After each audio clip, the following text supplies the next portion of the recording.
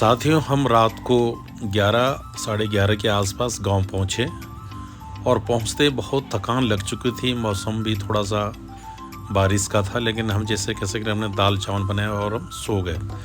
सुबह मैंने सोचा कि आज सूर्य उदय देखा जाए, कैसे उसकी किरणें पहाड़ों पे पड़ती हैं और कैसे पहाड़ जो है दिखाई देता है पहली किरण से। तो मैंने सुबह सुबह उठा और अपनी छत पर चला गया। छत पे जाते ही मैंने देखा सूर्य की पहली किरण और मौसम इतना सुहावना था क्योंकि बारिश हो चुकी थी और जो सफ़ेद बादल थे वो बिल्कुल नीचे बैठे हुए थे। और जब सूर्य की किरण उन पर पड़ी तो देखते ही बनता था, मन बड़ा ही मंत्रमुग्ध हो गया और मैं उसमें खो गया। मैं इस चीज़ को कैप्चर करने में सफल रहा कि देखो कैसे सूरज की पहली किरण में पहाड़ दिखाई देते हैं। अब देखो साथियों, ये बादल बिल्कुल ऐसा लग रहा है जैसे कि बर्फ़ की चादर बिछी हो ज़मीन पे। ये सामने गांव है, लेकिन गांव के नीचे ये बादल, क्योंकि जब बारिश बंद हो जाती है तो सफ़ेद बादल नीचे नदी की तरफ बैठ जाते हैं और ऊपर की तरफ उठते हैं। उसके बाद मैंने सोचा कि चलो नहा धोने के बाद मैं अपने कुल देवता नागरजा की पूजा करने के लिए नागरजा में गया, दिया बत्ती करी। और ये हमारे कुल देवता हैं नाग महाराज जी, यहाँ पर अपने स्थान पर विराजमान हैं। और मैं तो जब तक इनको याद नहीं करता तब तक कोई कार्य नहीं करता हूँ। और जब भी गांव आता हूँ, दिया बत्ती और इनके आशीर्वाद से ही हम सब कुछ आज इस काम को कर पाए हैं। नागरजा देवता की पूजा करने के बाद फिर मैं बाहर की तरफ निकला और भगवान का आशीर्वाद लिया और उनकी कृपा हमेशा मेरे ऊपर बनी रहती है। मैं चाहूँगा कि आप सभी के ऊपर कृपा बनी रहे। फिर मैं यहाँ पर हमारी ये झालीमाली देवी का मंदिर है, उसके दर्शन करने गया। ये आसपास का दृश्य है, बहुत ही सुहावना दृश्य है। सुबह सुबह का टाइम है, चारों तरफ पहाड़ ऐसे साफ सुथरे दिखाई दे रहे हैं कि जैसे नहा धो करके खड़े हों। ये हमारे खेत हुआ करते थे, सारी का दृश्य दिखाई दे रहा है आपको। और ये माता रानी का मंदिर है, ये बाहर का प्रांगण है।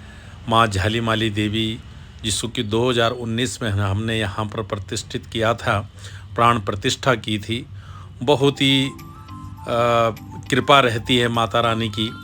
और आप देखें माता रानी के दर्शन किए, कितने सुंदर माता रानी की तस्वीर हमने यहाँ पर स्थापित की हुई है।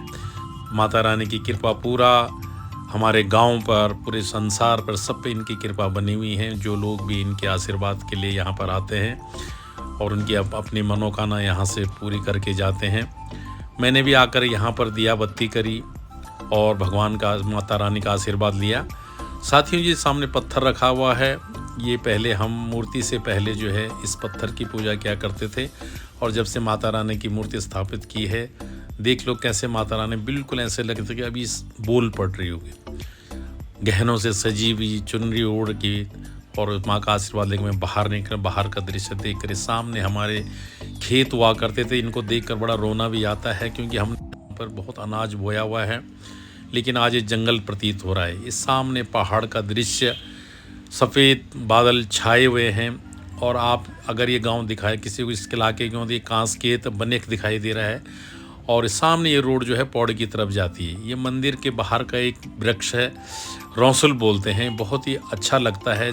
इसकी छाया में जब गर्मी में हम बैठते हैं तो बहुत ही सुंदर लगता है। और सामने जो है ये पहाड़ हमारे को दिखाई देते हैं, बहुत ही सुंदर पहाड़ हैं चारों तरफ। उस दिन बारिश हुई थी तो सफ़ेद कोहरा यहाँ छाया हुआ था।